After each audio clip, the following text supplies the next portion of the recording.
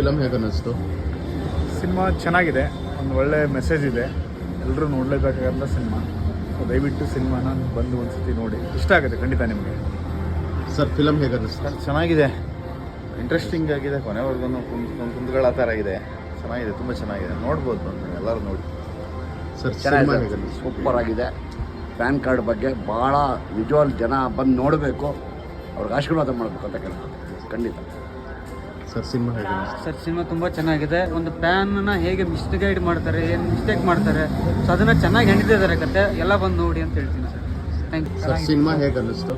ಚೆನ್ನಾಗಿದೆ, ಒಂದು ಹೊಸ ಪ್ರಯತ್ನ, ಇಷ್ಟ ಆಯಿತು.